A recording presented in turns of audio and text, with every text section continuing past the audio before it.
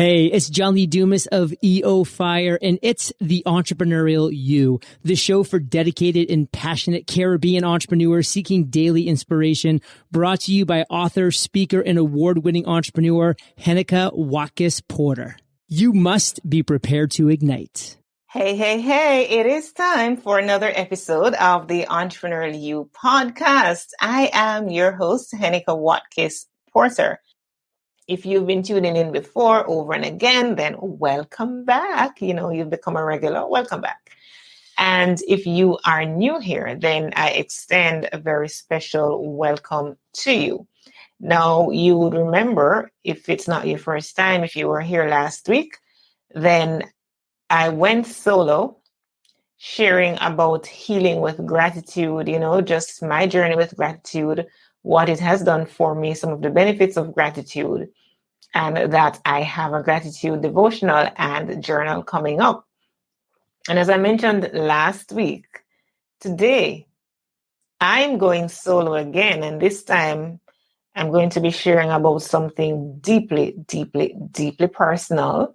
I'm taking you on my journey of infertility. But first, let me thank those who continue to support the show to make it what it is, the National People's Co-operative Bank of Jamaica Limited. Thank you so much. Profit Jumpstarter, the Jamaica Stock Exchange, whose podcast, the Jamaica Stock Exchange You, is hosted and produced by me. I encourage you to do give it a listen when you get a chance. Here's a word from the Jamaica Stock Exchange. After that, I will be sharing a business tip from the National PC Bank of Jamaica before I head right into what I plan to share with you this week on infertility. Yeah. We needed to raise capital, but our experience with local financial institutions was that they were cautious and slow to act, and interest rates were far too high. We had real concerns about financing our business through outside equity investors and the possibility of interference. Could we get a fair valuation for our business? We had our own ideas about the business and its value. Should I go the traditional route of bank financing, or should I try the Jamaica Stock Exchange? So we made a call and experienced transformation of our business through conversations. I'm John Mafood, CEO of Jamaican Teas, and we're listed on the Jamaica Stock Exchange. Give us a call today at 876-967-3271 to begin your transformation through conversation. We want to see your company listed on the Jamaica Stock Exchange. Welcome back. And here is the business tip courtesy of the National PC Bank of Jamaica, and it is to research your competition. You need to analyze your competition. You can't be afraid to study and learn from these competitors. Do your research. You may find that there may be products and services you can offer your clients or customers that your competitors do not or simply cannot. All right. As I mentioned earlier, I am sharing this week on something, a very personal matter, because I do believe that as an entrepreneur, there are several parts of me that make up this whole person, right? And whereas it may not be a direct entrepreneurship conversation topic, whatever, it is something that over time would have had some impact on who I am as an individual. And so I believe in just sharing, being vulnerable with you and sharing as you get to know who I am. Not just the entrepreneur, not just the coach, the author, the podcaster, the speaker, but a whole person who has different sides and is affected and impacted by various issues of life and my approach to them and how they've helped me to build character, making me the strong woman that I am today. It's not because I haven't gone through a lot. It is, in fact, because I've gone through several different things in my lifetime that would have accounted for me being the person I am today. And I am grateful. I'm just grateful for, who I am and who I am becoming. So when we talk about infertility, I'm going to share with you what the definition according to the CDC.gov website is. And it says, in general, infertility is defined as not being able to get pregnant after 1 year or longer of unprotected sex. Because fertility in women is known to decline steadily with age, some providers evaluate and treat women aged 35 years or older after 6 months of unprotected sex. Women with infertility should consider making an appointment with a reproductive endocrinologist, and that's a doctor who specializes in managing fertility. So many years ago, I started just having a mild secretion from my breasts, right, of milk. And I'm like, but I've never been pregnant. I'm not pregnant. So I went and I did some tests to check it out. What would be the reason behind this? And it had to do with some small growth that they spotted on my pituitary gland, something that rests on my pituitary gland. I don't remember what it is, what it's called, whatever. It's been a long time and I've not been keeping record. But I got some tablets that was prescribed for me at the time. And it was thought at the time that could have been a reason why I wasn't becoming pregnant. And I remember getting some pills, Parladel. Oh my gosh. I wouldn't wish, if I had an enemy, I wouldn't wish a person to take Parladel at all. That pill, that tablet, that drug, that whatever, oh my gosh. I remember it making me so nauseous almost unto death. It was that bad. And that was supposed to solve the problem. I mean, granted, the secretion had stopped over time, but I don't know if whatever was there or resting on my pituitary stuff, if it had cleared, I don't know. But I just was not becoming pregnant, even after taking those pills. Of course, I didn't continue the dose because, believe me, I just could not sacrifice how I was feeling to go through the dosage at all. I just couldn't. I just quit taking the tablet. But the long and short of it, that has been many decades ago. Well, a few decades, 2 decades ago.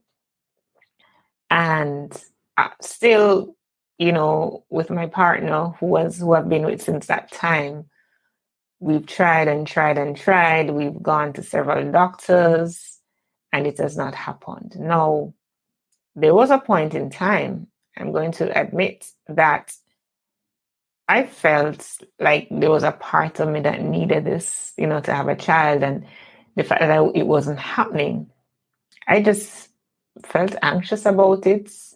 I just didn't feel right. And along the journey, one of the things that happened was that was in 2014, I think it was. Yes, in 2014, I went on a journey, my husband and myself, we went on a journey of going through IVF, in vitro fertilization. Now, that process is super, super, super painful. Of course, there is a regimen that you follow in terms of getting the hormones and prepping your body for it, all of that stuff, months of treatment.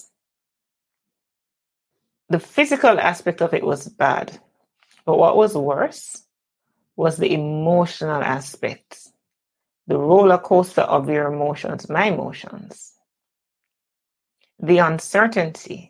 Because once you've gone through the process, I don't remember what it was. It's been a long time. I don't remember exactly what it entails, but all I remember is the physical process of being injected every night with hormones.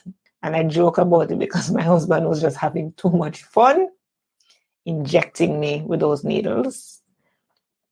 But it was not pretty at all. It was not pretty how I felt after those hormones, and just the emotions of dealing with all of this, every night at a certain time. So I had to skip some activities because every night at a particular time I had to be injected, coupled with the pills and the this and the that, like so many things. I don't remember exactly, but I just remember bits and pieces of it. So that was hard. It was mightily expensive as well. Yes, it was mightily expensive. In 2014, it probably cost me like $1.5 million at the time. Yeah, it's not a cheap process. And that was 2004. right? 2004. But the worst part of the emotional journey for me was that 2 weeks when you're injected with your husband's, the embryo, your husband's sperm and my egg, after they've set it, whatever, in the lab. And then to inject me with it, to insert it, rather. That physical process, again, is just like, it's so invasive. And backtrack to even the process of leading up to that. So invasive. Your gynecologist, and it's just invasive. Deeply, oh God, just thinking about it now makes me want to. So, inserting the embryo, so that 2-week point where the embryo is inserted, and then, wait to see over a 2-week period if your period is going to come, or you're going to see signs that, hey, you're pregnant. Well, that wait is the worst ever. Anxiety for days. And I remember going through some symptoms, and I just thought to myself, I must be the only one going through this, experiencing these symptoms in terms of some spotting and other things. But I thought to myself, I must be the only one. So I went on Google and I researched. And I realized that there are other persons who are experiencing the same thing and having question. Because the symptoms that I was experiencing, it was somewhat misleading. Because when I did the research, what I was experiencing could go either way. It could mean that, yes, if you're starting to see this sign, it means that the embryo is successfully implanted, and there is something going inside of you. Well, so those symptoms could tell you either way. So what I was seeing, based on the findings of my research, it was not conclusive either way.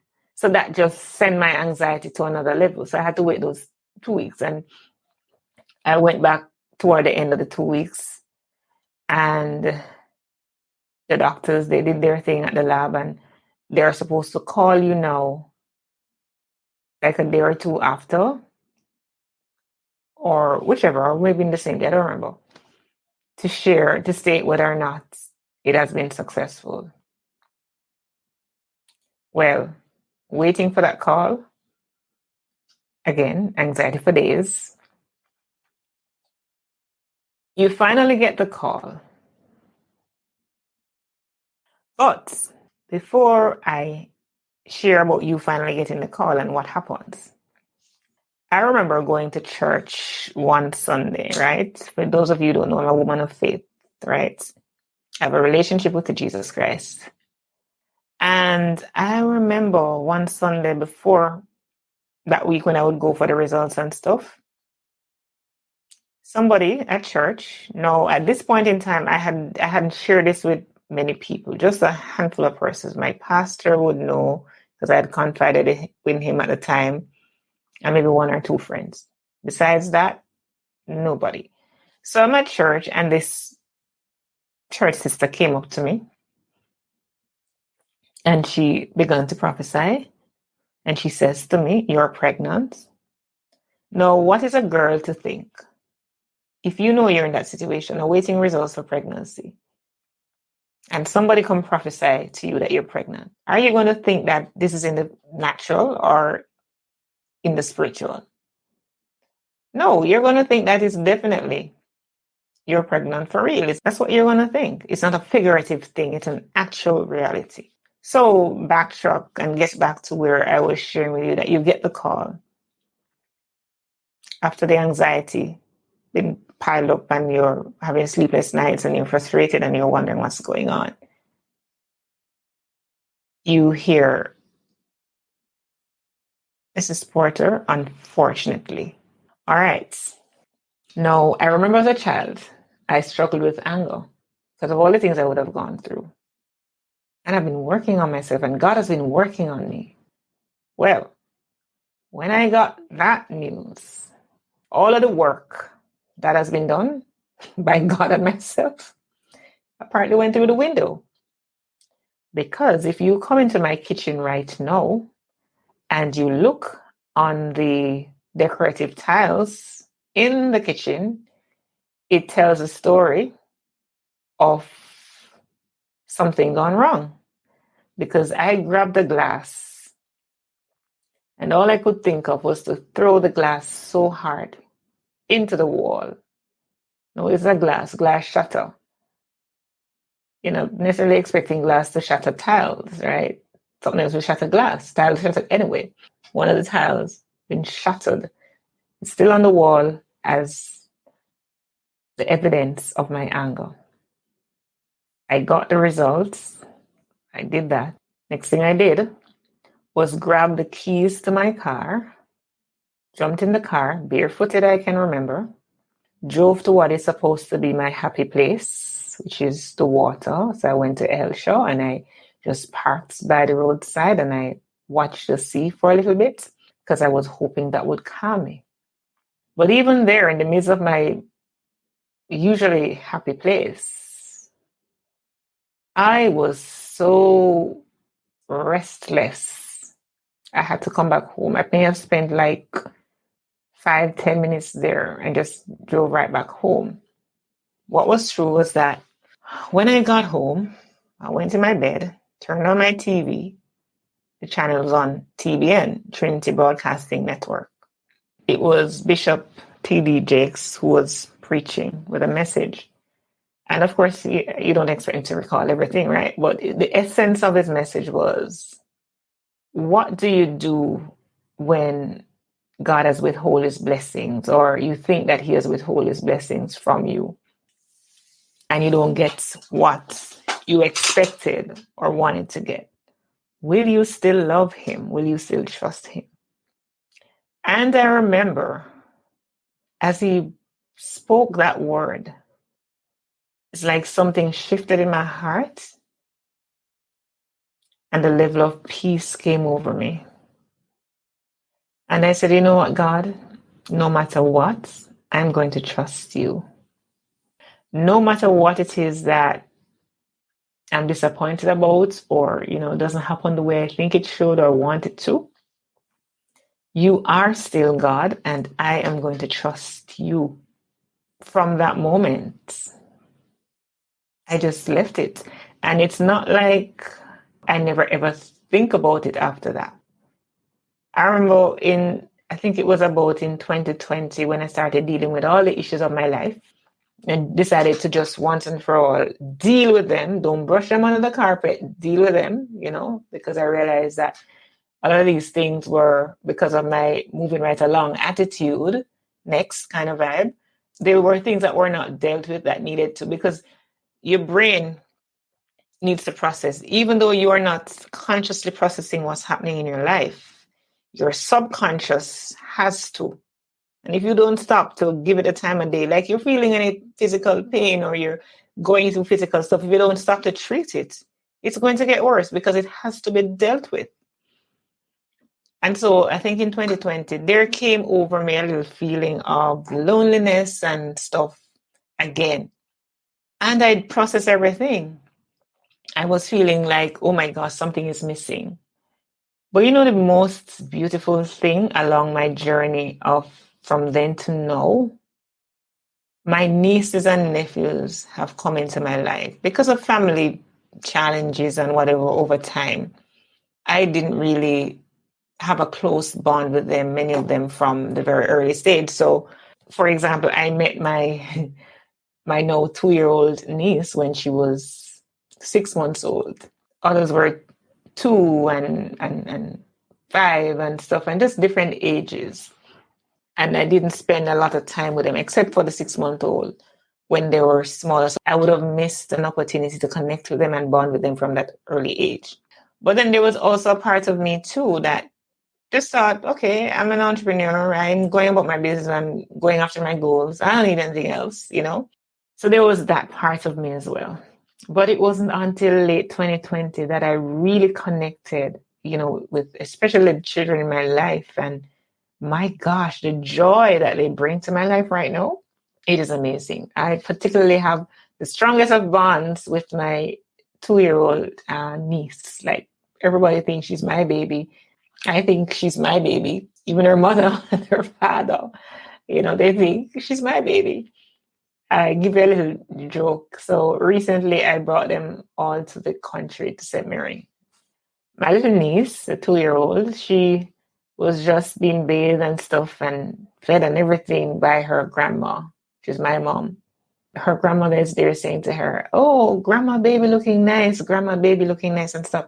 And she was like, "No, auntie baby. And even after her siblings were recounting the incident to their mom, who wasn't around at the time when that happened, and she's just saying, "Yeah, auntie baby, auntie loves me, auntie loves me." So just having them in my life right now, they bring me so much joy. And the truth is, and they need me. Like, they need me as much as I need them, So honestly, right now, I am 100% happy with not having children of my own. Because when I put it all together, the young people that I've had the opportunity to impact, and the fact that I've had this, I have my nieces and nephews in my life, and the fact that this particular baby, the 2-year-old, the relationship that we have, the connection, the strong bond, I feel like she's my baby. I just remember one day looking back to her mom. We were in the country with her mom and, the kids and stuff. This is like before she turned 2. She was 1 and something. And her mom had gone to church and I was at home. They spent a long time and she was still being breastfed. I'm there with her the entire day and she's missing her mom's breast.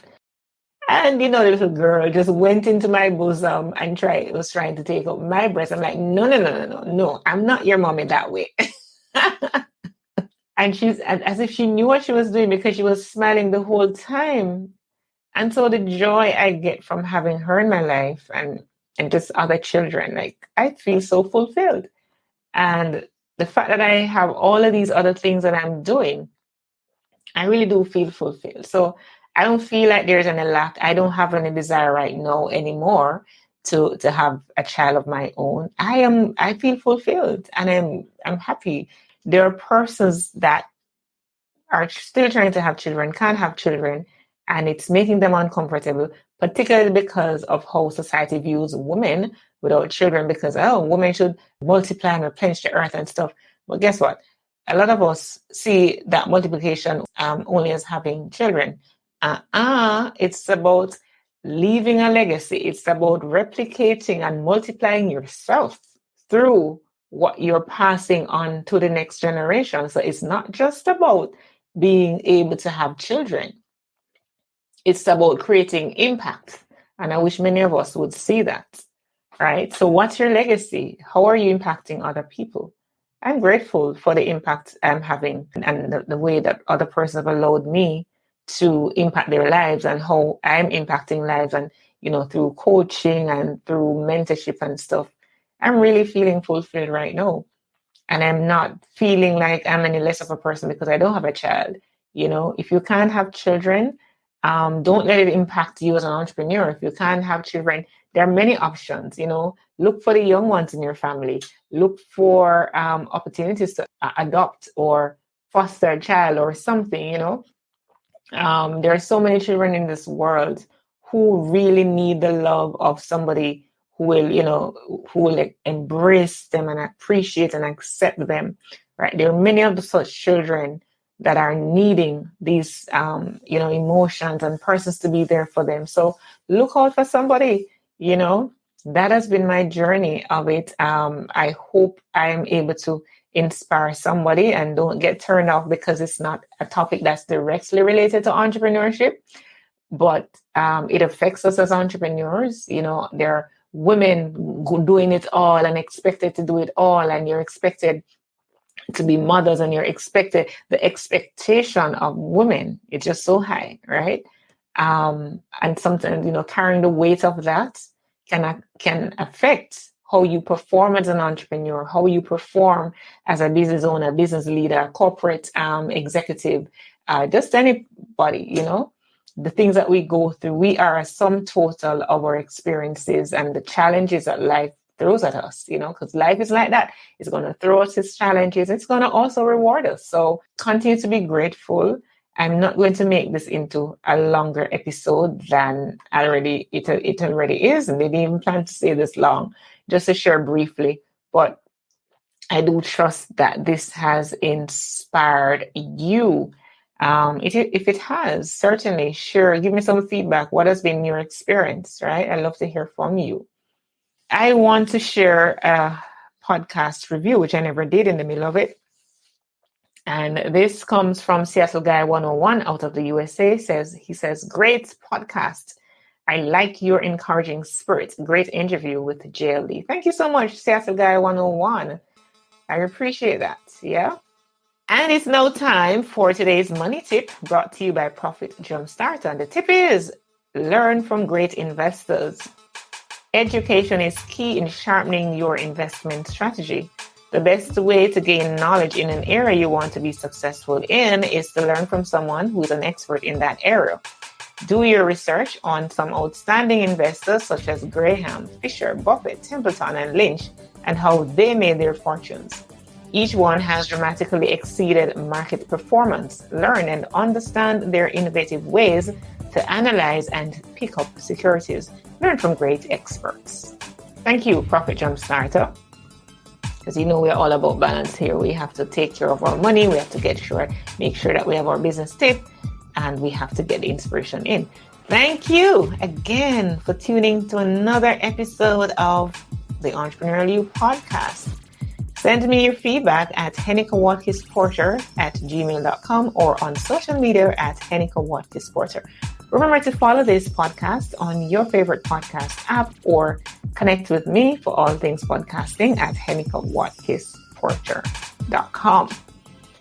I end with according to the scriptures. I thank my God every time I remember you. Philippians 1 verse 3. Walk good.